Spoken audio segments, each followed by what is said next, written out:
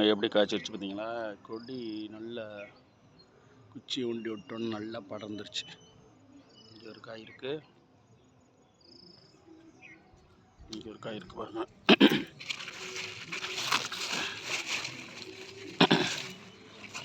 எவ்வளோ நீளமாக இருக்கு பார்த்தீங்களா?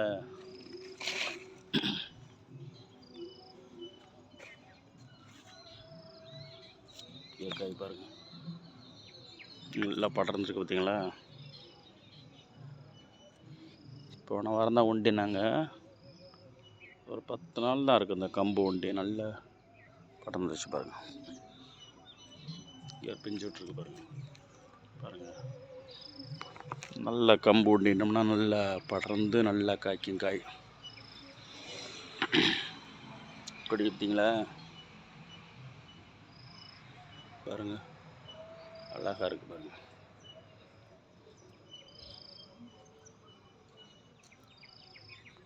பீர்க்கங்க பார்த்தீங்கன்னா, பீர்க்கங்க அவ்வளோ டேஸ்டாக இருக்கும். ஃப்ரெஷ்ஷாக எடுத்து சாப்பிட்டா, கூட்டு வச்சு சாப்பிட்டா அழகாக இருக்கும்.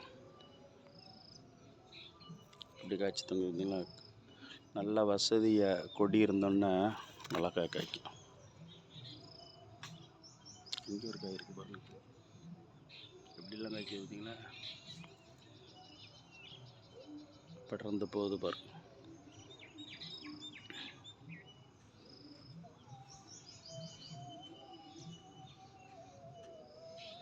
இப்படி போட்டால் அவ்வளோ காய்க்காது, கீழே காய்க்கும். ஆனால் கொடி இருந்தால் சூப்பராக இருக்கும்.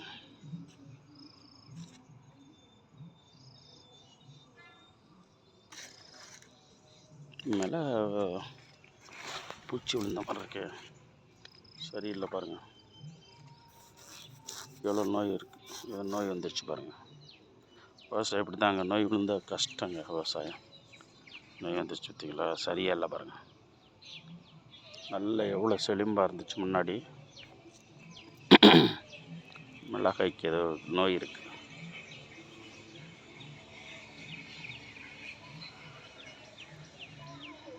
ஏதாவது நோய் வந்துடுது பாருங்க விவசாயத்தில். அதாங்க ஒரு பெரிய நல்ல செழிம்பு எப்படி வாடி போய் அவ்வளோ ஒரு மாதிரி இருக்குது பாருங்க.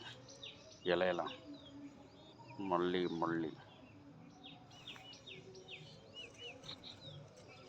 விவசாயிகளுக்கு கொடி செடி கொடி எது விளைச்சல்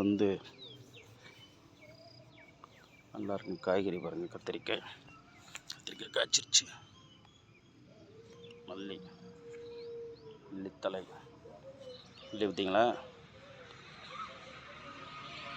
ஸ்மெல் அருமையாக இருக்கும். ஆனால் மிளகா தான் நோய் மாதிரி ஏதோ நோய் வந்திருக்குங்க விவசாயிக்கு. இப்படி ஏதாவது செடி கொடிகளுக்குள்ளது பயிர்களுக்கெல்லாம் நோய் வரக்கூடாதுங்க. Good morning.